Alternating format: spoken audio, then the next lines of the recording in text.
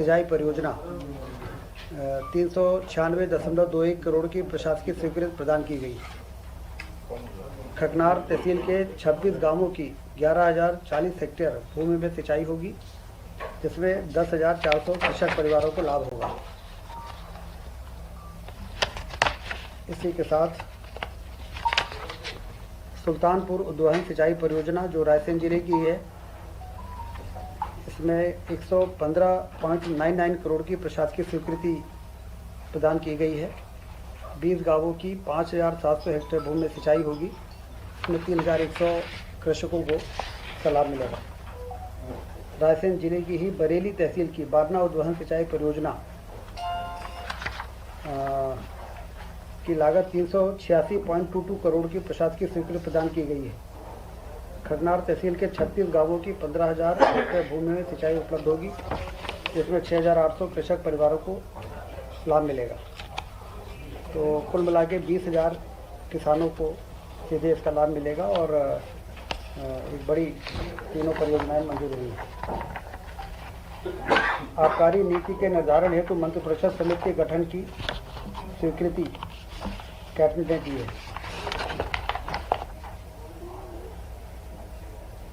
रामचरण गौतम स्वर्गीय सहायक उप निरीक्षक को ड्यूटी के दौरान दुखद मृत्यु होने पर 1 करोड़ रुपए के श्रद्धा निधि कैबिनेट ने मंजूर की। स्वर्गीय श्री रामचरण गौतम सहायक उप निरीक्षक ASI थे। 10 लाख रुपए मिले थे, 10 लाख रुपए मिल चुके थे, बाकी घोषणा थी, अब ये 1 करोड़ इनको पूरा मिलेगा। संदीपनी विद्यालय योजना के तहत द्वितीय चरण हेतु 200 सर्व सुविधा संपन्न संदीपनी विद्यालय की स्थापना की स्वीकृति कैबिनेट ने दी है और इसमें लगभग 3660 करोड़ रुपए व्यय होंगे। तो कुल मिला के जो पहले लगभग 275 विद्यालयों की स्वीकृति हुई थी प्रथम चरण में, द्वितीय चरण में 200 और विद्यालयों की होगा। इसमें लगभग 17 से 18 करोड़ रुपए प्रति विद्यालय खर्च होगा। शैक्षणिक वर्ग के शिक्षकों के लिए चतुर्थ क्रमोन्नति वेतनमान योजना लागू करने की स्वीकृति सहायक शिक्षक, शिक्षक तथा नवीन शैक्षणिक संवर्ग के की स्वीकृति हुई है। इसमें उनको समयमान वेतनमान उपलब्ध हो सकेगा। इसमें 322.34 करोड़ का अनुमानित व्यय आएगा। ये शिक्षकों के लिए बहुत ही राहत भरी निर्णय है। ये ग्वालियर व्यापार मेला 2026 एवं उज्जैन विक्रमोत्सव व्यापार मेला 2026 में ऑटोमोबाइल विक्रय कर पर मोटरयान कर में 50% की छूट की स्वीकृति की मंजूरी आज कैबिनेट ने दी।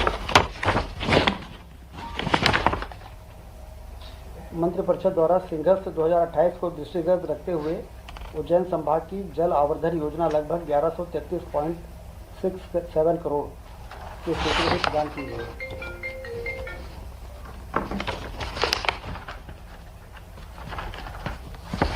मध्य प्रदेश स्पेस टेक 2026 की स्वीकृति हुई है। यह बहुत ही महत्वपूर्ण नीति का अनुमोदन हुआ है आज। यह नीति उपग्रह निर्माण, भू स्थानीय विश्लेषण एवं डाउन स्ट्रीम अनुप्रयोगों में नवाचार को बढ़ावा देगी। आगामी 5 वर्ष में 1,000 करोड़ का निवेश और लगभग 8,000 का रोजगार सृजन संभावित है। अनुमानित वित्तीय भार 628 करोड़ रुपए। मध्य प्रदेश स्पेस टेक नीति 2026। स्पेस टेक्नोलॉजी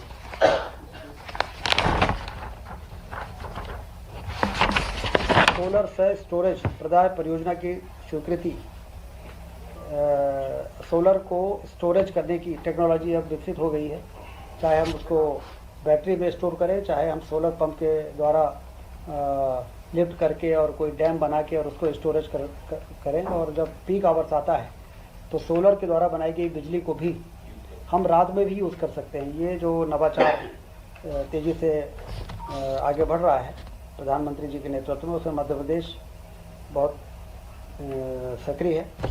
और आज सोलर से 4 स्टोरेज की 4 घंटे के लिए 300 मेगावाट विद्युत परियोजना की स्टोरेज परियोजना, 6 घंटे 300 मेगावाट विद्युत प्रदाय की स्टोरेज परियोजना और 200 मेगावाट की सोलर से 24 घंटे ऊर्जा भंडारण की परियोजना की मंजूरी हुई है। ये अलग अलग लोकेशंस में एक्सप्रेशन ऑफ इंटरेस्ट निकाला जाएगा, बीडर्स आएंगे, वही इन्वेस्टमेंट करेंगे और फिर जो लोएस्ट टैरिफ पर बिजली देगा, जैसे मुरैना परियोजना का आपको ध्यान होगा, ₹2.25 में टैरिफ जो L1 होगा उसको वो प्रोजेक्ट अवार्ड होगा, फिर वो बना के और बिजली को हमारी डिमांड के हिसाब से वो पीक आवर्स में हमको सप्लाई करेंगे।